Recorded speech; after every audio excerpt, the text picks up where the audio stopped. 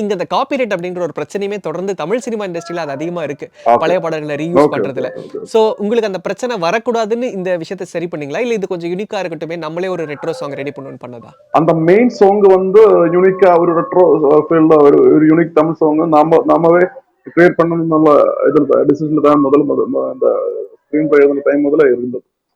அப்புறம் முஜி ம், தான் மியூசிக் ம். டைரக்டர். ஓகே. அவர்கிட்ட அதை பேசி அதை கரெக்ட் பண்ணி அந்த ம். சிச்சுவேஷன் எல்லாமே சொல்லியிருக்கேன். அப்புறம் அவர் அது ம். கரெக்டான அந்த இமோஷன்ஸ் எல்லாமே கேரி பண்ண மாதிரி அந்த சாங் ரீக்ரியேட் பண்ணேன். And okay. ரீக்ரியேட் இல்ல கிரியேட் பண்ணேன். அதுக்கப்புறம் ஒரு விஷயம் என்னன்னா ம். நம்ம இந்த படத்தை மேஜர் சீக்வன்ஸ் எல்லாமே தமிழ்நாட்டில் போயிட்டு இருக்கு. இந்த கேரக்டர் வந்து ஒரு தமிழ் ம். சாங்கோட பெரிய ரசிகன் தான். ஸோ அந்த பஸ்ஸில், ம். கார்ல, ம். ம். லாட்ஜில் எல்லாருக்குமே தமிழ் சாங்ஸ் ப்ளே பண்ணிட்டே இருந்தேன். அதெல்லாமே பழைய தமிழ் சாங்ஸ் தான் நம்ம ஓகே. ரெஃபரன்ஸ் போட்டுட்டோம். அப்பதான் இங்க புக்க பண்ண விஷயம் அங்க இருந்தது. அதுல ரைட்ஸ் கிடைக்கணும் கொஞ்சம் கஷ்டமாயிட்டு தான் இருந்தது.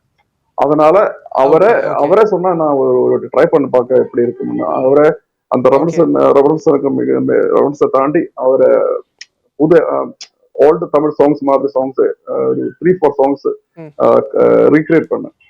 அத ஓகே, ஜூக் ஓகே. பாக்ஸ்ல இருக்கு. எல்லாமே நல்லா இருக்கும். எல்லாமே இந்த மாதிரி பேக்ரவுண்ட்ல ஓகே. கார்ல, பஸ்ல எல்லா இடத்துலயும் போட்டுட்டே இருக்கு. ஆனா இந்த ம். நிலக்காயம் வந்து முதல்ல எந்த ம். இண்டஸ்ட்ரியில செட் பண்ண பாட்டு தான்.